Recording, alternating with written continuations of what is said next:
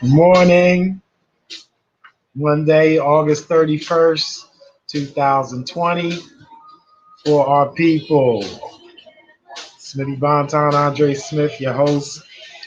This is broadcast on AfrolanticanJurisprudence at YouTube every week, talking that black stuff. We're talking black books, talking black intelligence. We're taking all the things, or at least what we're trying to do here is bring black intelligence, black scholarship, black academics, or just the books and scholarship that relate to or are of interest to black scholars and black academics, or just smart black folks that need something a little deeper than what you see generally on social media. So every week we're going to talk about the books that have come out recently that may be of interest to you if you're into reading stuff a little deeper than um, uh, um, romance novels. Ain't nothing wrong with romance novels, but I'm just saying, if you're into, some of you are into academics, some of you are into scholarship. On the other hand, some of you have regular gigs and all that, and you're just a very smart individual, and you just want to keep up and exercise your mind, exercise your brain. So that's what we're here doing with talking that black stuff. All right. As usual, I'm repping always. We're trying to preserve all our black institutions, our educational institutions, all the centers for black intelligence, black bookstores, black schools, black galleries, black museums, etc. So every week I rep for Hakim's Bookstore, 210 South 52nd Street in West Philadelphia, right between Walnut and Chancellor. Get the free parking on Chancellor. All right. You can hit them up on Hakim's Bookstore on Instagram, Hakim's Bookstore on Facebook, or at their website. You see the phone number right there, 215-474-9495. There's actually a book that I'm going to talk about today that is on my list. I'll be calling them later and talk to the brother Chris Arnold, Princess Y, Princess Yvonne, Miss Glenda, everybody, because I'm going to need this book called Dominion. We'll talk about that in a second. If you're feeling generous, right, go to GoFundMe.com, Hakim's bookstore. Donate what you can. Again, we need to support all our black institutions. We always end this show talking about how we need to better educate ourselves and our children, start and patronize black businesses and institutions, and stop unduly criticizing each other. That's the revolution that will never be televised. We have to increase black capacity, black potential energy, black capital. Not afraid of the term black capitalism. Doesn't bother me at all, one bit. But anyway, Hakim's Bookstore, we always rep for them week after week after week. Hit us up in the comments about your black bookstore, your Afrocentric school that you are very proud of. We need to give light and market and publicize those black institutions that are getting busy, that are doing their thing. There's a lot that, again, we need to stop unduly criticizing each other, and that's hard. I'm a critical person, but one of the ways it's easy to not criticize is to do the opposite, to find those that are doing well and praise them. Right, so shout out to Imhotep Charter School. Shout out to Hakim's Bookstore. Shout out to all the black institutions that are around with you. Shout out to the brother Michael Cord, brother Michael X, one of the super lawyers of Philadelphia. Again, just shout out people that are doing things that are helping to dismantle this global system of white supremacy, because it is on the decline. It is on the decline. It's still in effect, but it is on the decline, and it will go faster the more of us that are dedicated to doing it and also doing it efficiently. All right. So with that said, I know I'm getting a little preachy, but let's get back to the books. Let's get back to the books. What do we have for this week? Nice collection of 6 new books that have come out. Very interesting books. I start with there's a Black Arts Poetry Machine. Amiri, Baraka, and the Umbra Poets by David Grundy. Right, that came out. Oh, this is the one. This is the one that I want. Dominion, an anthology of speculative fiction from Africa and African diaspora, edited by Zelda Knight. I'm hearing that this is fire. Right, I'm hearing that this is fire. About so if you're a fan of Octavia Butler, if you're a fan of Charles Johnson, The Middle Passage, right? We're talking about Tananarive Dwe. It's not necessarily sci-fi, maybe not even Afro-surrealism, Afrofuturism. I don't care. It's very creative. I love it. And so in these trying times, when we want to take our minds off of the troubles, but at the same time keep ourselves conscious, oh man, these books like these are the way I think we ought to do it. That we can see, I do a lot of historical research, talk about a brighter past, and these folks talk about perhaps a brighter future. Great stuff. Every Watering Word by Tanya Manning-Yarde. It's a book of poetry. Literary Afrofuturism in the 21st Century, edited by Yaszek and Isiah Lavender. Of Latitudes Unknown, another book. This is a critical book. I believe these are English critics on James Baldwin's work, which is really interesting. You know, again, love to see Black scholars getting their recognition by all of the scholars all across the country and the world that take their work very seriously. I mean, these people are getting tenure and props based off of James Baldwin, right? As scholars, that's what we all hope for. Again, hopefully while we're alive, but if it comes after we pass, that's always great. And again, it also, in the greater sense, as far as race is concerned, it helps debunk the myth of Black inferiority, right? The more of our scholars that are put out front and respected, then that helps us defeat that myth of Black inferiority. Other books that came out this week, The Digital Lives of Black Women in Britain by Francesca Sobande. All right, interesting book right there. On I guess that would be classified as sociology. So let's talk a little bit about each one. Let's start with this one, as a matter of fact. Let's start with this, a little blurb from it, or at least a little description of it. Based on interviews and archival research, this book explores how media is implicated in Black women's lives in Britain. Okay, again, from accounts of 20th century activism and television representations to experiences of YouTube and Twitter, Sobande's analysis traverses tensions between digital culture's communal, countercultural, and commercial qualities. Again, very interesting stuff. We need some current. Lots of current scholarship on sociology, on how we are operating today in connection with all these technologies. Is it changing the game? Is it not changing the game? As it mentions, there's opportunities for communalism, for collectivism. There's opportunities to be countercultural. On the other hand, we right now are on YouTube and Facebook, which are for-profit platforms enriching the Mark Zuckerbergs, the Jeff Bezoses, etc. So all of that confluence of dynamics is really interesting in how it affects women, black women in Great Britain. Very, very interesting stuff, right? So let's also talk about what else came out this week. Again, if you are interested in any of these books, please give us a shout out to my peoples over in West Philly, West Blackadelphia, Hakeem's Bookstore, 210 52nd Street. Back in West Philadelphia, 215-474-9495. They will take care of you. They're actually going to hook me up a little bit later because I'm going to order one of these books. I'm going to be ordering Dominion as soon as this show is over. All right. So another book that came out this week, Black Arts Poetry Machine, Amiri, Baraka, and the Umbra Poets by David Grundy. I believe this is also another scholar from Great Britain who is introducing or discussing Black poetry in the United States to their students in Europe, in England, right? A Black Arts Poetry Machine is a groundbreaking study of this important but neglected group of poets. David Grundy explores the work of such poets as Amiri Baraka, Lorenzo Thomas, and Calvin Hernton, and how their innovative poetic forms engage with radical political responses to state violence and urban insurrections. Highly relevant today, right? Through this examination, the book highlights the continuing relevance of the work of the Umbra workshop today and is essential reading for anyone interested in 20th century American poetry.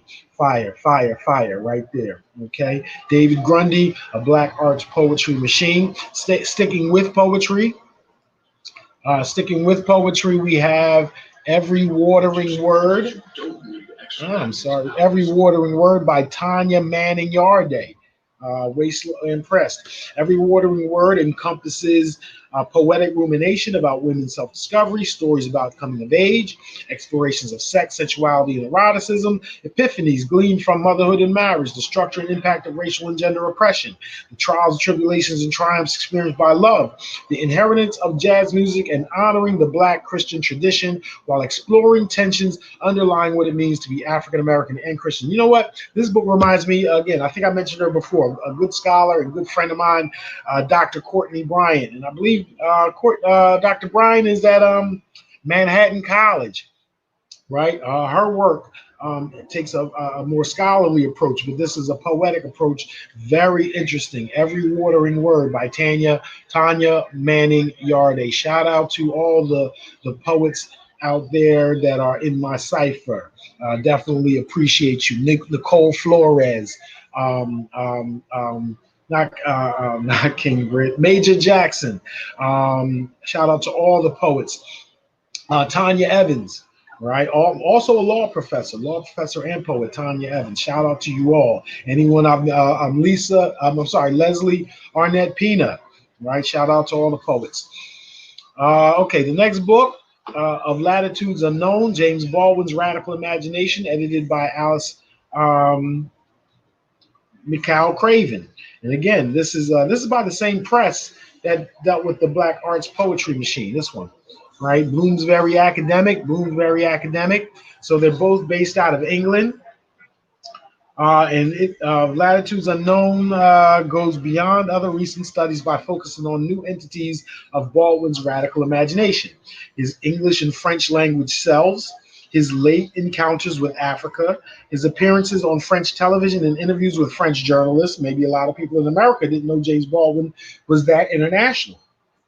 And his unrecognized literary journalism. Of Latitudes Unknown also addresses Baldwin's relations with the Arab world, his anticipation of contemporary film and media studies, and his paradoxical public intellectualism. So a very interesting collection of essays and chapters on James Baldwin, and especially for his international presence. So for those that know James Baldwin of the United States, how about James Baldwin that the international world knows? Very interesting. And now here comes the one that I really want to put my hands on.